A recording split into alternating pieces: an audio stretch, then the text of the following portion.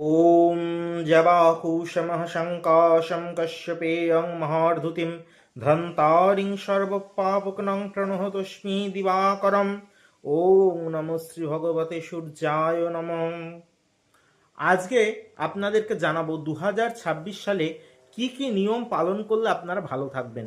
প্রত্যেকেই তো আমরা ভালো থাকতে চাই, সেই জন্যেই কিন্তু আমরা নতুন নতুন টিপস যাতে জানতে পারি এই 2026 সালে কীভাবে আমরা থাকবো, নিয়ম নীতিগুলো পালন করব এবং তার সঙ্গে তিথির কি মাহাত্ম্য এবং সে তার রাশিফল এবং যে কোনো জ্যোতিষ পরামর্শ বিশদে জানতে অবশ্যই কিন্তু চ্যানেলটি লাইক করুন, শেয়ার করুন এবং সাবস্ক্রাইব করতে অবশ্যই ভুলবেন না।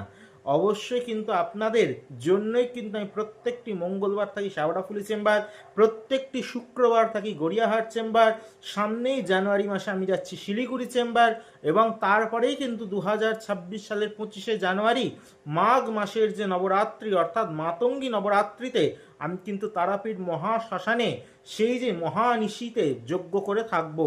অবশ্যই আমার যে যজ্ঞ, অবশ্যই আপনারা জানেন সমাধির ওপর আমি মায়ের যজ্ঞ করে থাকি এবং আমি যেহেতু সেই তারাপীঠ মহাশ্মশান জাগ্রত শ্মশান এবং সেইখানে বিশেষ বিশেষ পঞ্চমকারের সহযোগে এবং তন্ত্রের বহু ক্রিয়া সেইখানে আমি কিন্তু করে থাকি, যেমন ধরুন মারণ, উচাটন, বশীকরণ, বিদ্বেষণ, এই যে ষটকর্মের নানান রকম প্রয়োগ ইত্যাদি কিন্তু আমি সেদিন করে থাকবো।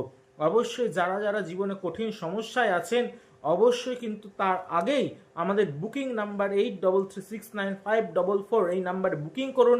আপনাদের জন্য কিন্তু প্রত্যেকটির অনলাইন চেম্বার অবশ্যই চলছে, বহু মানুষ অলরেডি যোগাযোগ করে নিয়েছে। কারণ কি, তারা জানে শ্রী অরিজিৎ মানেই কিন্তু কাজ পাওয়া যায়, কারণ বিশ্বাস আস্থা ভরসার ঠিকানায় কিন্তু শ্রী অরিজিৎ। সুতরাং অবশ্যই যারা যারা এখনো পর্যন্ত বুকিং করেননি অবশ্যই বুকিং করুন এবং তার সঙ্গে কিন্তু এই যে বিশেষ তিথিকে কাজে লাগান। কারণ আমরা বাস্তুতে বলুন, আপনার যে সাংসারিক জীবনে নানান সমস্যা আপনারা জর্জরিত, তার থেকে মুক্তি কিন্তু দিতে পারে এই বিশেষ তিথি, এই নবরাত্রি।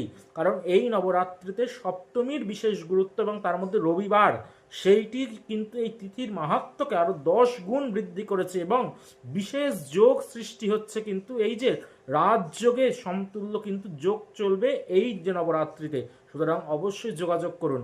কি করবেন না, 2026 সালে প্রত্যেকটি দিন সূর্য অর্ঘ্য দিন সকাল 8টার আগে ঘুম থেকে ওঠার চেষ্টা করুন, স্নান করার চেষ্টা করুন, ঈশ্বরকে প্রত্যেক দিন লাল চন্দন ইত্যাদি এবং লাল চন্দনের যে কোনো যে পারফিউম হয় সেইগুলোকে এবং ধূপ যে স্টিক ইউজ করেন সেটিও লাল এবং সেই লাল রঙের ইউজ কিন্তু বৃদ্ধি করুন এবং জীবনে সব সময় কিন্তু পিতাকে প্রাধান্য দিন এবং গুরুজন স্থানীয় যে কোনো ব্যক্তিকে অবশ্যই শ্রদ্ধা ভক্তি করে থাকুন।